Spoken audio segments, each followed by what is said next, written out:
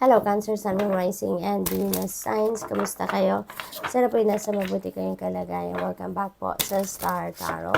Kung bago kayo rito, welcome din kayo. Thank you sa inyong support. I truly appreciate it. God bless you all, Cancer. Your vibration is rising. This is a time of great spiritual growth for you. You are evolving to occupy a higher energetic frequency. So, napakaganda kasi ibig sabihin nito na makapangyarihan kayo sa ngayon. You are powerful enough to manifest miracles sa buhay ninyo, to manifest whatever it is that your heart desires, no? So, what else? We have, you are protected. Napakagandang promise ito sa inyo ni Archangel Michael.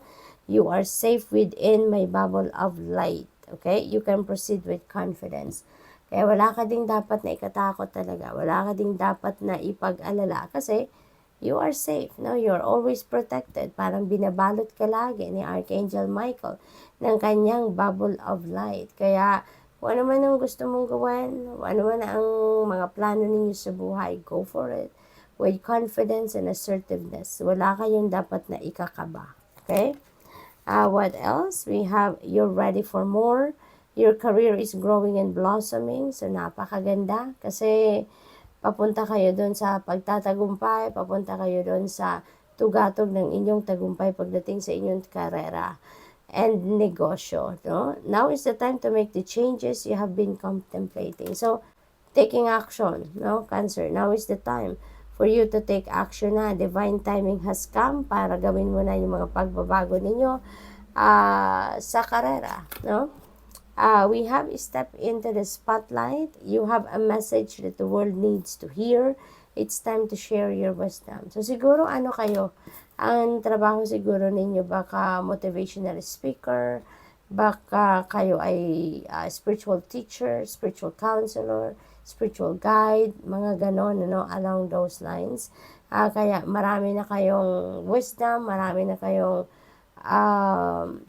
learnings in life na napulot along your life's journey, at ito yun yung mga bagay na isi-share ninyo sa maraming tao to inspire them, no? So, good luck to that. We have Archangel Michael is with you now. Wow, Cancer, you are so blessed. Even though you can't see it, I am actively working on this situation. I am here and helping you. Ayan, parang feeling ko nandito talaga siya, no? Cancer. Diba may promise nga siya sa iyo na you are protected, kaya wala kang dapat na ipag-alala. Okay? At ngayon, sinasabi din sa inyo na nandito siya, tinutulungan ka niya right now na ayusin ang inyong sitwasyon. No? So, you are so blessed. No, it is not yet time. So, this is not the divine right time to take action. So, please be patient. The opportune moment is approaching. So, maybe, sa ibang parte ito ng buhay ninyo, meron siguro kayo, feeling ko kasagutan nito sa tanong ninyo. Maybe ang iba sa inyo dito, Cancer, merong tanong sa sarili ninyo or may tanong kayo sa universe or naghihingi kayo ng guidance, no? Nabigyan kayo ng clarity of mind, bigyan kayo ng clear direction, bigyan kayo ng confirmation sa tinatanong ninyo, no? At maaaring ito yun ang kasagutan sa tanong ninyo. It is a no, no? And my explanation, because it is not yet time, no? So, hindi pa ito ang divine timing para dyan sa specific na katanungan ninyo, Cancer. Okay? What else? We have embrace this magical moment. You are in the perfect energetic space for manifesting miracles. Okay? So, allow your wishes to be fulfilled. Napakaswerte, napakaganda ng mensaheng ito para sa inyo. Kasi nandun ka sa energetic space wherein you're very powerful because you're about to manifest miracles. You're about to manifest what your heart desires. Kaya yung mga wishes ninyo magka-come to fruition na. Mabibigyan na ng buhay, kumbaga, ang inyong mga wishes sa ngayon. So, good luck to that.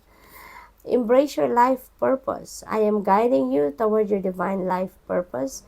Whatever makes your heart joyful is what you're meant to be doing. Ayan. So, ginagabayan ka ni Archangel Michael dito para marating mo or magawa mo kung ano man yung life purpose ninyo.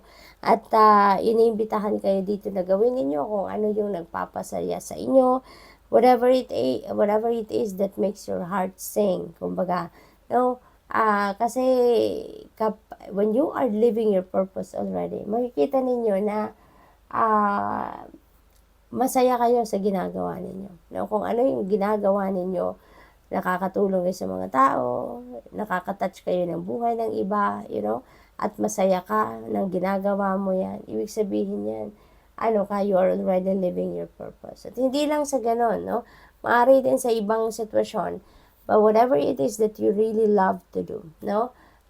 Yan na. Ibig sabihin na, maybe yan na yun yung purpose niyo kasi you're loving what you are doing, lalo na kung ikaw ay nakakatulong, no, sa ibang tao. So good luck. Thank you for watching. Love and light. Namaste.